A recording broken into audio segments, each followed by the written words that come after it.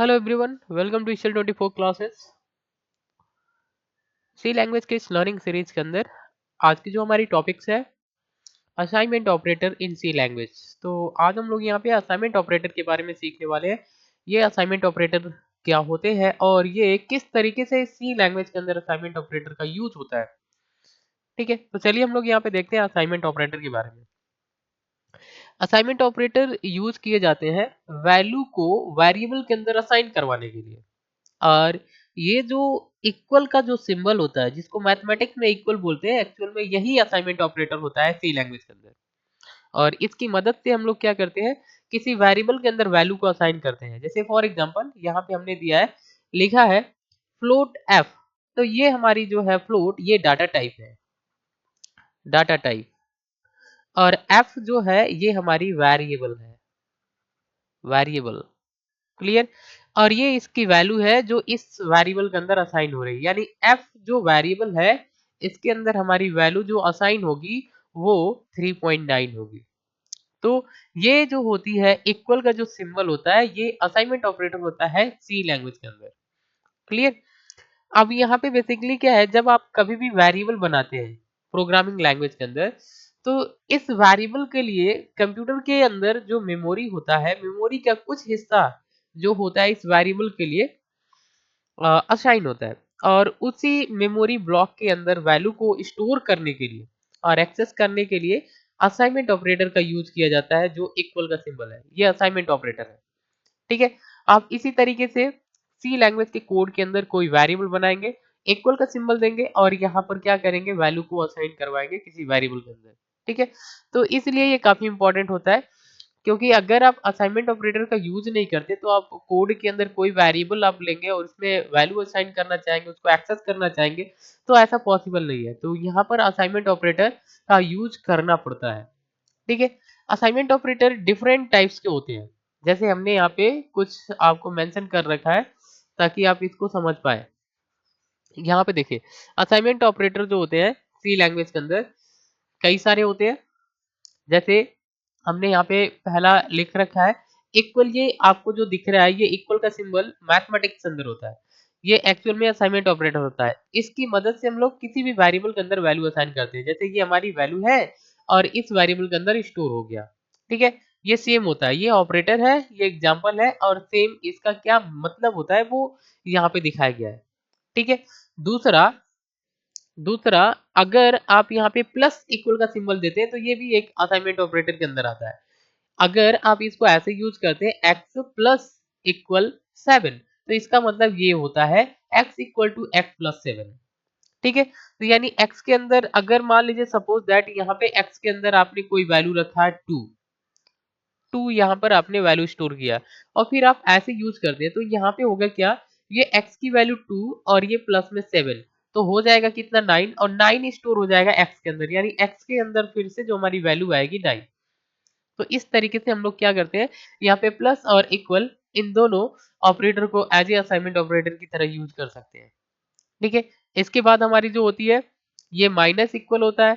अगर आप इसको ऐसे यूज करते हैं x माइनस इक्वल 8, इसका सेम मीनिंग होता है x equal to x minus 8। Clear.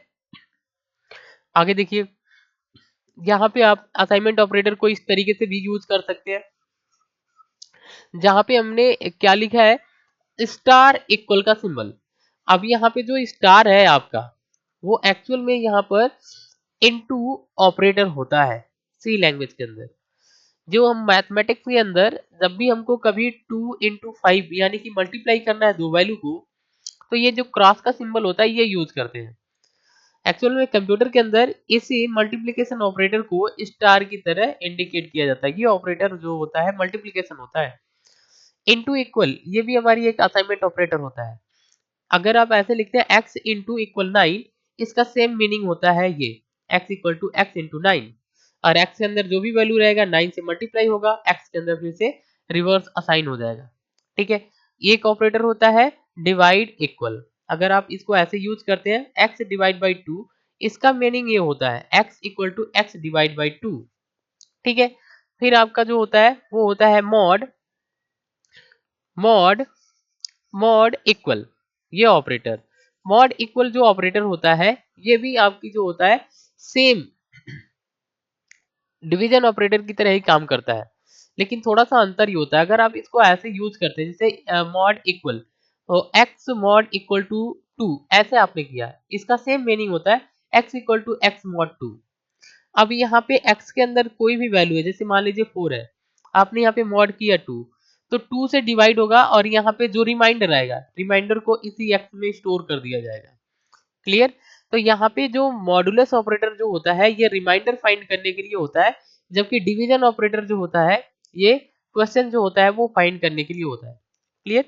एक आपकी ये होती है एंड इक्वल। अगर आप इसको ऐसे यूज करते हैं एक्स एंड इक्वल 6, तो इसका सेम मीनिंग होता है एक्स इक्वल एक्स एंड 6, ये होता है। यहाँ पर इसका काम करने का तरीका थोड़ा सा अलग होता है। यहाँ पे अगर कोई वैल्यू आपने रखा है, जैसे मान लीजिए एक्स के अंदर आपने यहाँ पे 5 रखा है, 5 एंड 6 हो गया, तो यहाँ पे अगर ये दोनों वैल्यू सेम मैच नहीं होती है, तो यहाँ पे एक्स के अंदर जो आंसर आएगा वो 0 स्टोर होता है। अगर सेम वैल्यू मैच कर जाती है तो यही आपकी जो वैल्यू होती है वो सेम वैल्यू जो होती है वही आंसर हो जाता है। जैसे मान लीजिए एक्स के अंदर भी 6 होता, तो यहाँ पे एक्स के अंदर जो वैल्यू आती ये हमारा 6 हो जाता। क्लियर? तो ये होता है। नेक्स्ट आपकी जो ऑपरेटर आपको यहाँ पे देखने के लिए मिलेगा वो आपका और ऑपरेटर होता है। कौन सा ऑपरेटर होता है? और ऑपरेटर। अब देखिए और ऑपरेटर जो होता है ये आपका, अगर आपने ऐसे यूज किया और इक्वल का सिंबल ऐसे यूज किया, तो यहाँ पर ये x और इक्वल 3 अगर ऐसे कर दिया, इसका सेम मीनिंग ये होता है x इक्वल टू एक्स और 3। तो यहाँ पर क्या करता है, यहाँ पे जो भी वैल्यू रहेगा इसका बाइनरी नंबर निकालेगा और यहाँ पे इसका बाइनरी नंबर, और बाइनरी नंबर में दो भी जो भी डिजिट मैच करेगा वो इसका आंसर हो जाएगा, जो नहीं मैच करेगा वो भी आपको ले लिया जाएगा। फॉर एग्जाम्पल जैसे मान लीजिए x के अंदर हमने वैल्यू रखा है 2 और यहाँ पे और 3 हो गया, तो क्या होगा, इस 2 का बाइनरी नंबर आएगा। 2 का बाइनरी नंबर क्या होता है, ये आपका हो जाएगा। ठीक है, ये हो जाएगा। और 3 का बाइनरी नंबर यहाँ पे देखिए और ऑपरेटर, 3 का बाइनरी नंबर कितना होता है 1 1।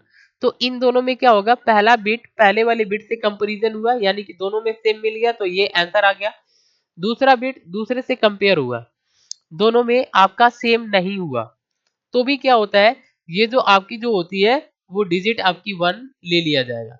तो यहाँ पे जो आंसर आएगा वो एक्स के अंदर 1 1 आएगा बाइनरी नंबर के अंदर। ठीक है, तो इस तरीके से और ऑपरेटर जो होता है वो यहाँ पे काम करता है। नेक्स्ट होता है यहाँ पे कैप, कैप इक्वल। तो अगर आपने ऐसे यूज किया एक्स कैप इक्वल 6, तो ये जो होता है इसका सेम मीनिंग ये होता है x equal to x cap 6। यहाँ पे होता है क्या है, ये जो होती है ये एक्सपोनेंट के लिए यूज होता है ये ऑपरेटर। जैसे मान लीजिए एक्स के अंदर सपोज दैट आपने 2 रखा है, तो यहाँ पे 2 आएगा और 2 पे ये पावर 6 हो जाएगा, ये आंसर आएगा एक्स के अंदर। क्लियर? इस तरीके से होती है। नेक्स्ट जो होता है आपका यहाँ पर, जिसको हम लोग बोलते हैं यहाँ पे राइट शिफ्ट ऑपरेटर एंड ये लेफ्ट शिफ्ट ऑपरेटर। आपने यहाँ पे राइट शिफ्ट इक्वल का यूज किया, तो ऐसे अगर आपने यूज किया x double angle bracket equal 7, अगर आपने ऐसे यूज किया तो इसका सेम मीनिंग ये होता है। तो यहाँ पे क्या करेगा, ये 7 बिट जो होगा, ये एक्स के अंदर कोई भी वैल्यू है, जैसे मान लीजिए एक्स के अंदर आपने 10 रखा है, तो 10 का बाइनरी नंबर जो भी है वो आएगा, और 7 बिट जो होगा वो राइट में 0 शिफ्ट हो जाएगा। राइट में 0 क्या होगा, 7 बिट शिफ्ट हो जाएगा।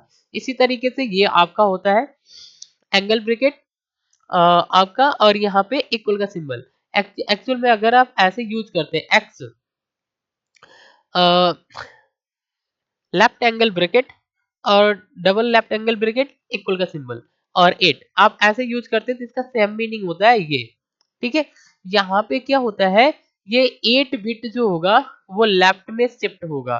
जैसे यहाँ पे क्या होता है, सपोज दैट मान लीजिए एक्स के अंदर आपने कोई वैल्यू रखा था 2, तो 2 का बाइनरी नंबर आएगा, 2 का बाइनरी नंबर क्या आएगा 1 0। अब यहाँ पे लेफ्ट में 8 बिट 0 आपकी शिफ्ट होगी, यानी कि लेफ्ट जो होगा ये हमारा क्या है, राइट है, और ये हमारा क्या है, लेफ्ट है। तो इस साइड में आपका जो होगा 0 आपकी 8 बिट 0 शिफ्ट हो जाएगी। ठीक है, इस तरीके से शिफ्ट हो जाएगी। तो ये हमारा फाइनली जो होगा वो आंसर आएगा। तो इस तरीके से क्या होगा, यहाँ पे राइट शिफ्ट और यहाँ पे लेफ्ट शिफ्ट ऑपरेटर जो होता है वो हम लोग यहाँ पे असाइनमेंट ऑपरेटर के साथ यूज कर सकते हैं। क्लियर। तो ये बेसिकली कुछ हमारे टाइप्स होते हैं असाइनमेंट ऑपरेटर के। अब हम इनके इसका कुछ एग्जांपल ले लेते हैं ताकि हम इसको समझ पाए कि किस तरीके से असाइनमेंट ऑपरेटर को हम लोग यहाँ पे कोड के अंदर यूज कर सकते हैं। तो चलिए हम लोग यहाँ पे देखते हैं एक कोड के माध्यम से। तो सबसे पहले अगर आपको सी लैंग्वेज में क्या करना है, असाइनमेंट ऑपरेटर को यूज करना है, तो दो हेडर फाइल आपको लगा लेना है, इंक्लूड studio.h एंड conio.h। यहाँ पे आपको वाइड मेन मेथड आपको लगाना है, कर्ली ब्रैकेट, इसके नीचे आप आएंगे, इंट आपने लिखा a b c, तो 3 वेरिएबल आपने डिक्लेयर कर लिया, a इक्वल टू आपने यहाँ पे 5 कर दिया, और यहाँ पे जो हम लोग यूज कर रहे हैं ना, तो यहाँ पे असाइनमेंट ऑपरेटर है, तो a के अंदर क्या कर रहा है, 5 को असाइन कर दिया, और फिर आपने ऐसे कर लिया a प्लस इक्वल टू 6, तो इसका सेम मीनिंग होता है a equal to a plus 6। a के अंदर 5 था और ये प्लस 6, तो हो जाएगा 11, 11 ट्रांसफर हो जाएगा a के अंदर, यानी a के अंदर न्यू वैल्यू हमारी 11 हो जाएगी। इस तरीके से आपने b में क्या किया, b में 4 स्टोर कर लिया ऐसे, b इक्वल टू 4 सेमीकोलन, और फिर आपने b इंटू इक्वल टू 2 कर दिया। तो यहाँ पे इसका क्या मतलब होता है, b equal to b into 2, b के अंदर हमारी वैल्यू 4 थी, 2 से मल्टीप्लाई होगा, हो जाएगा कितना 8, 8 हमारा b के अंदर ट्रांसफर हो जाएगी, न्यू वैल्यू जो होगी वो हमारी 8 हो जाएगी। ठीक है।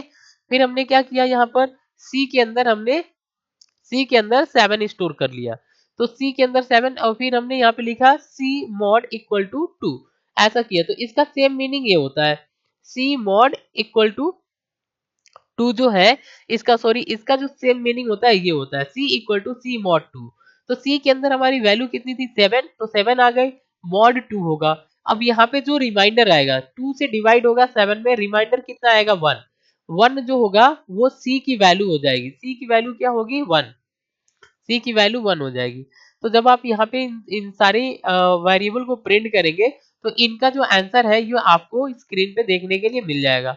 तो कैसे हम इसका आंसर डिस्प्ले करते हैं, वो इस तरीके से लिखेंगे, प्रिंटफ डबल कोटेशन के अंदर कोई मैसेज देना चाहेंगे तो दे लेंगे, और ये %d आपको डबल कोटेशन में लिखना है, कामा करना है, उसके बाद वो वेरिएबल जिसकी वैल्यू डिस्प्ले करना चाहते हैं, तो आपने यहाँ पे a दिया, तो a की वैल्यू कितना आएगा 11, और फिर आप यहाँ पे लिखेंगे प्रिंटफ डबल कोटेशन के अंदर the value of b is %d आपको लिखना है, और कामा करके b लिख देना है, तो यहाँ पे b की वैल्यू कितनी आएगी 8। अब यहाँ पे जब आप c की वैल्यू डिस्प्ले करेंगे तो 1 आएगी, और फिर आपने यहाँ पे क्या किया, गेट cs, इस तरीके से हमने गेट cs लगा दिया, तो ये स्क्रीन पे ये जो आंसर है ये रुका रहेगा। तो इस तरीके से आप यहाँ पे असाइनमेंट ऑपरेटर को सी लैंग्वेज के अंदर इस्तेमाल कर सकते हैं। चलिए हम यहाँ पे इसको कोड करके देखते हैं। तो सबसे पहले आपको टर्बो सी प्लस प्लस आपको अपने कंप्यूटर में ओपन करना है।